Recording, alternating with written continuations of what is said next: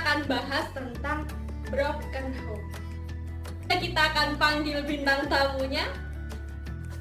Tamu spesial aku, siapa namanya? Oke, kenalin, nama aku Arum. Aku teman sekelas. Kita segeng sih. Aku lo nggak ngegeng, tapi berkelompok. Hari ini akhirnya aku punya teman YouTuber dan aku masuk salah satu kontennya, suatu kehormatan dan kebanggaan, mengisi sela-sela self quarantine. Selamat bergabung di channel YouTube Mikisa. Nah, hari ini kita akan bahas seputar tentang broken home. Kita akan bahas tentang apa sih pengertian broken home itu yang sebenarnya. Jadi di sini aku jawab sesuai pengalaman aku, sesuai kisahku dan sesuai sepengetahuanku. Kalau menurut aku broken home itu sendiri lebih dimana keadaan suatu keluarga itu mengalami perceraian, atau juga bisa diartiin sebagai dimana suatu keluarga itu belum cerai sih sebenarnya, mereka belum berpisah orang tuanya, tapi di antara anggota keluarganya itu mengalami kesedihan. Oh, jadi itu pengertian broken home menurut seorang Arum ya. Karena Arum ini sudah mengalami ya. Dan itu orang yang beruntung dengan itu bukan sebuah aib. Di sini dia akan menginspirasi kita semua dengan kata-kata mutiaranya. Rasanya ketika mungkin awal-awal tahu bahwa orang tua akan bercerai, itu rasanya gimana sih? Sebenarnya nggak ada awalnya rasanya. Kalau orang tua aku mau bercerai itu nggak ada sih awalnya, karena gini sih, aku hidup ini sekarang aku umur 22 di tahun ini. Nah, aku udah mulai yang seperti aku bilang tadi, jadi broken home itu nggak harus melulu tentang perceraian kan. Nah, dimana keadaan keluarga ketika sudah mengalami broken home, mengalami kesenjangan, jadi udah nggak lengkap lagi rasanya, udah nggak seperti keluarga. Nah, di situ udah mulai bisa dikatakan broken home menurut aku. Nah, aku sudah mengalami broken home dengan keadaan keluarga lengkap, tapi sudah tidak seperti layaknya keluarga itu sejak umur 8 atau 9 tahun lah. Pokoknya udah kecil banget lah, aku udah ngerasa kenapa sih kayak berbeda sih dengan keluarga teman-teman aku yang lainnya kayak gitu kan. Nah, di situ mulai seperti yang aku ceritain tadi kan, jadi rasanya udah nggak lengkap gitu. Kadang kalau misalkan karena aku masih kecil nih, masih SD kan, aku kan udah kebiasaan apa mandiri, jadi SD itu aku berangkat sendiri. Jadi kalau lihat teman aku diantar gitu tuh kayak pengen, tapi kayak nggak relate aja sih sama keluarga aku gitu. Jadi ya itu awalnya kayak gitu terus sampai aku umur berapa sih, tahun 2016 itu kayak yang mama sama papa aku udah beda rumah, sudah beda kesibukan. Tahun 2017 lebih parah, 2018 sangat lebih parah, dan 2019 itu udah resmi pisah secara agama dan secara apa sih kalau pengadilan ya. Pengadilan itu baru 2019, jadi baru kemarin banget sih. Dan hebatnya nggak ada yang tahu ini teman-teman segengnya. Iya, nggak ada yang tahu. Ya ampun, jangankan teman segeng ya, temenku yang aku dari kecil sampai sekarang pun kadang masih, ternyata mama sama papa itu udah pisah gitu. Jadi nggak ada yang tahu. Tapi sedih nggak sih sebenarnya? Ya pastilah. Seluruh orang yang broken home, terutama konteksnya di situ anak, pasti akan mengalami kesedihan. Nggak sih ngerasa sebagai sebab perpecahan mereka? Oh enggak sih, kalau jadi kan aku kan dari kecil kan, dan dari kecil itu aku udah diberi pengertian sama mamaku kalau keadaannya itu seperti ini, kesalahannya mamaku itu seperti ini, kesalahan papaku itu seperti itu. Dan di situ mamaku juga kayak yang merasa bersalah kan kayak aku kan, karena dari sebelum broken home itu aku bisa dikatakan di perekonomianku yang sedang naik turunnya. Jadi mamaku itu kayak ngerasa bersalah karena di situ satu sisi secara finance mamaku belum terlalu bisa membahagiakan aku secara finance, kemudian ditabrak lagi dengan perpisahan dan keluarga yang broken home itu. Pernah juga nggak sih merasa kayak nggak punya tempat berlabuh gitu? Oh enggak sih, biasa aja ya, kayaknya ini orang biasa aja. Broken home bodoh amat. enggak gitu, karena kita broken home itu adalah satu titik di mana kita berada di dua pilihan yang sangat urgent banget nih, kita mau pilih kemana nih, ke kanan atau ke kiri. Kalau kita ke kanan, kita akan ya positif aja sih, kayak aku misalkan ya alhamdulillah. Tapi kita juga bisa nih ke kiri, kita bisa mabok, kita bisa seks bebas, kita bisa ngobat. Itu dan aku udah mengalami di titik dimana aku di tengah-tengah harus ke kanan atau ke kiri gitu.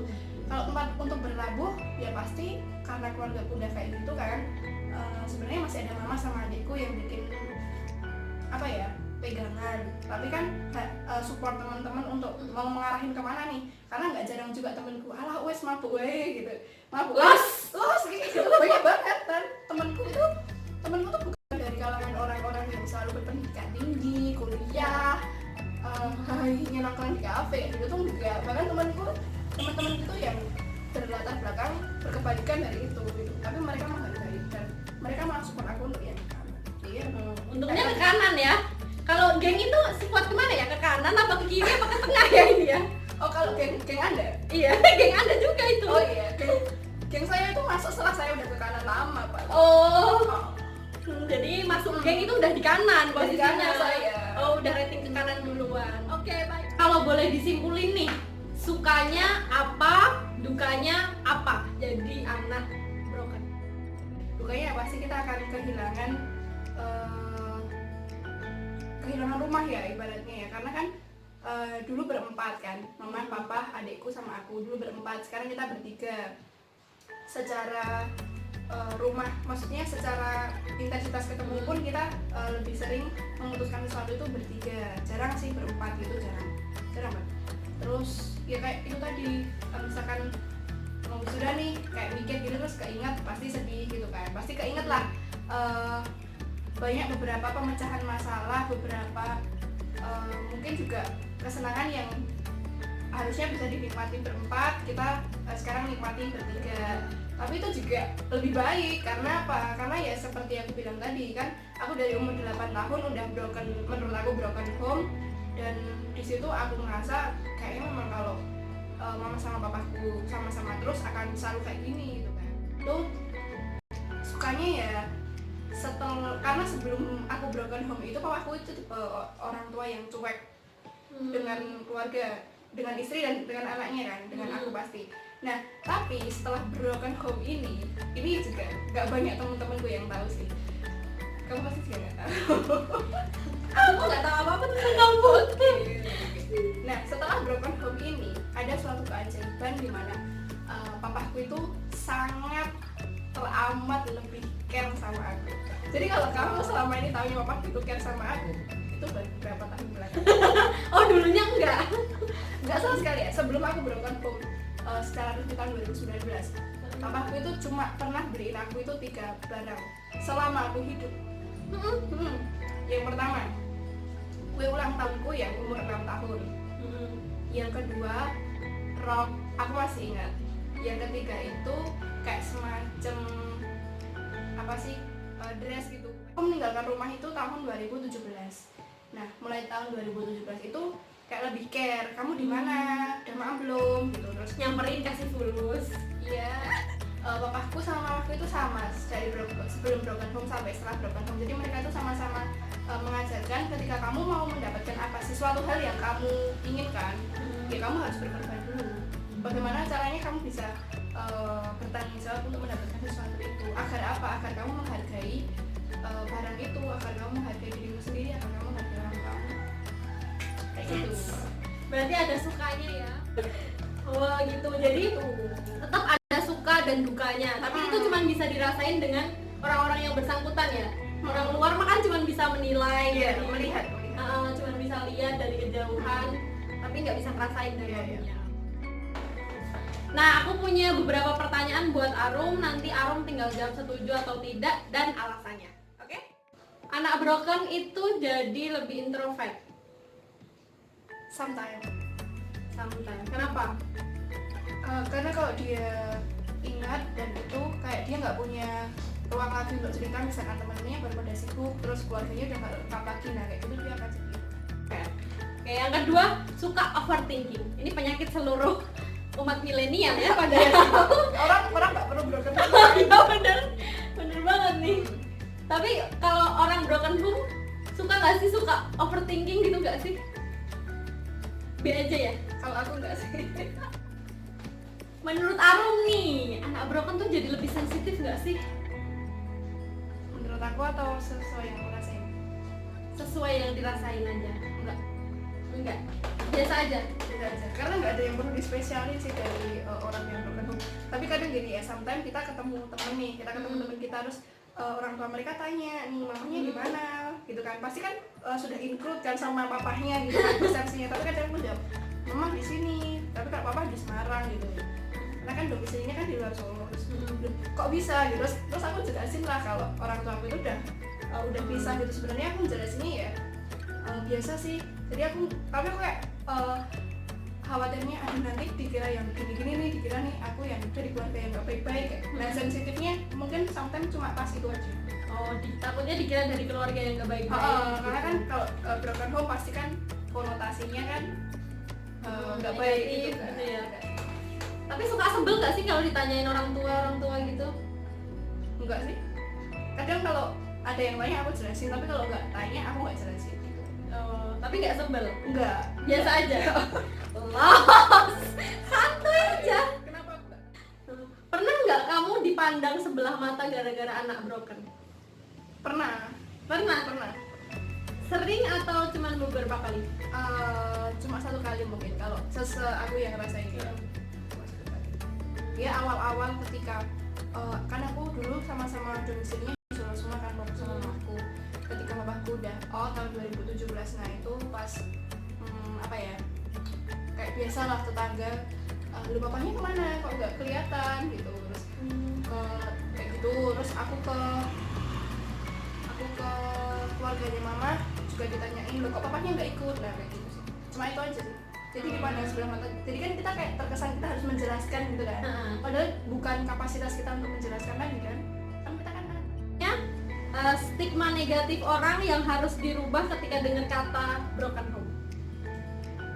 Nah gini sih, broken home semua itu ya, apapun masalahnya, nggak cuma broken home, mau dia anaknya pencopet, mau dia mamanya pelacur, mau apa, pokoknya semua tentang keluarga selain broken home ataupun itu broken home, kembali lihat dari pribadinya. Jadi misalkan aku kenal kamu nih, Pink, mamamu itu konglomerat nih, papamu miliarder ya, kita harus lihat itu dari kamunya gitu.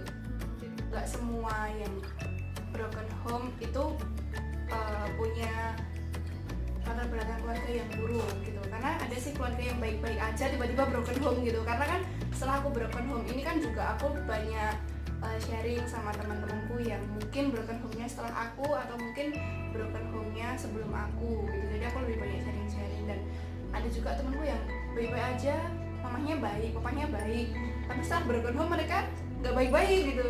Karena aku kan waktu nggak baik, mamaku maksudku mereka berdua nggak akur kalau sebelum broken home. Terus pas setelah broken home ya tetap nggak akur sih. Ya maksudnya baik gitu loh, ada benefit positif yang impact ke aku gitu sih. Jadi ya Sikapnya ada yang beda gitu. stigmanya yang harus diubah ya itu sih. Nggak selamanya broken home itu buruk ya. Semuanya memang. Jadi lebih ke pribadinya. Akhir nih, aku mau tanya, nggak tanya sih sebenarnya, aku mau minta Arum buat ngomong panjang kali lebar buat teman-teman yang mungkin pernah ngalami yang namanya broken home. Bagaimana sih cara Arum menjalani hidupnya, menjalani hari-harinya dengan tetap baik-baik saja dan penuh rasa syukur? Jadi gini, broken home itu sebenarnya bukan pilihan ya. Kalau mungkin kita bisa dikatakan itu pilihan, itu adalah sebuah pilihan terakhir yang mepet banget. Kalau bisa janganlah gitu.